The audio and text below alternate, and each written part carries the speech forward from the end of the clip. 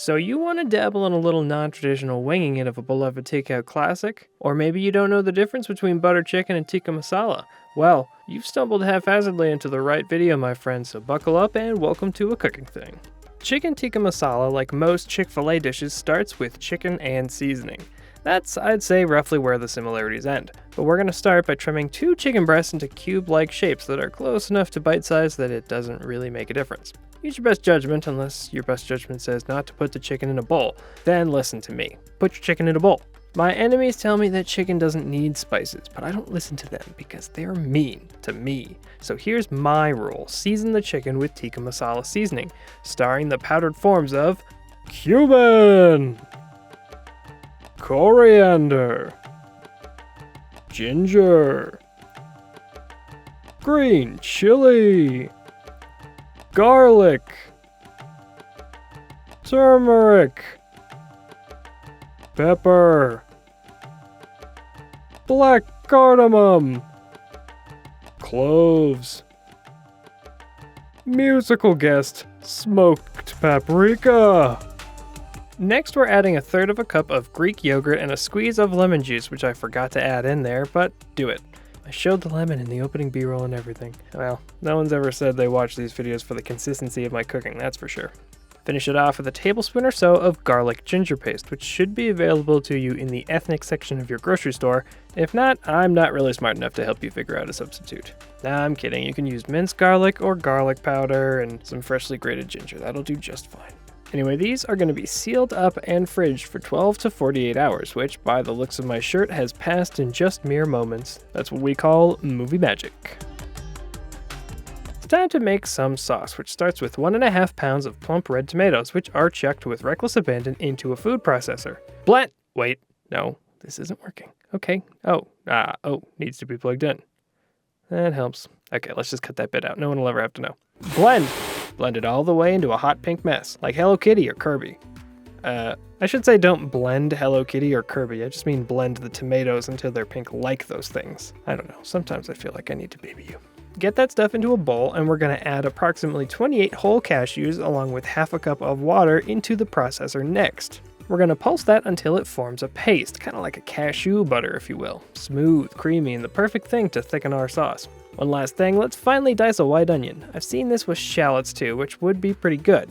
This is what I have though, so this is what we're doing. Now, over to the stove. We're throwing 2 tablespoons of butter to get melted, but no, this isn't butter chicken. The difference being the amount of spicy. And also, the chicken is cooked in butter, I think? I don't know. The internet has deeply confused me on this issue. If you know the answer, leave it in the comments below in the absolute smarmiest way possible. Really make me feel bad about my ignorance. Or don't, I'm fragile.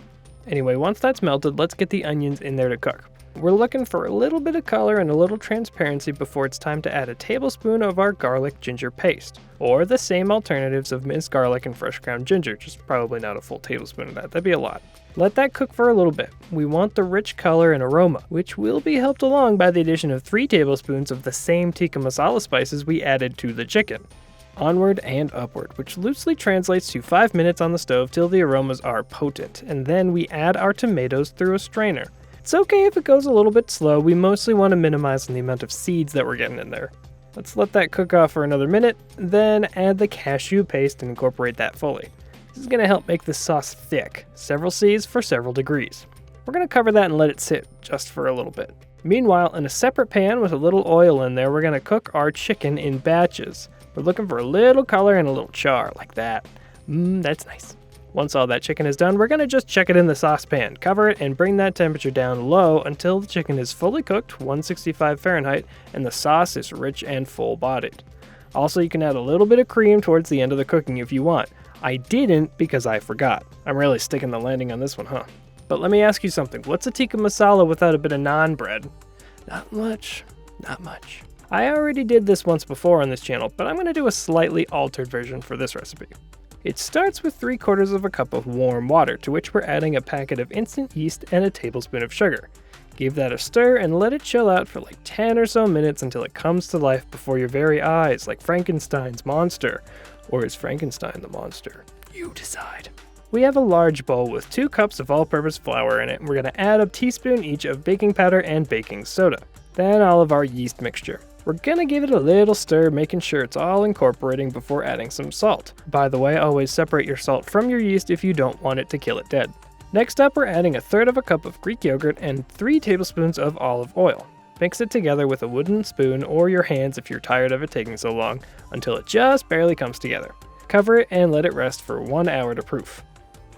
Once your hour is up, which I spent painting a scenic vista in Microsoft Paint, divide your dough into 8 or so even pieces. Sure, that's even-ish. I'm gonna roll them up and cover them for another 20 minutes or so to rise. Once that's done, it's time to roll them out as flat as you can make them, something my music teacher used to tell me how I made each and every note when I was auditioning for Little Shop of Horrors. Turn up your electric griddle or cast iron pan as hot as it can go and cook these bad boys on each side until bubbly and with those lovely little grill marks. Melt some butter, splash on some optional garlic powder, and sprinkle on a little bit of parsley. Ain't no problems here. This is a winner. We're throwing this chicken down on some rice, and it is working, let me tell you. The naan is the perfect spoon/fork/knife combo, because unlike most of those other things, you can't eat it when you're done scooping. Takeout has never been easier and more time-consuming to make at home. This is the perfect recipe. Anyway, this was a fun one, and I highly recommend you try this recipe out for yourself. But we have got other videos you can check out too. We like to have fun here, and that's what really matters. See you next time. Butter chicken is like chicken, but more buttery. Chicken tikka masala is like butter chicken, but more chickeny. Somewhere in the middle lies the nexus point. Just plain chicken.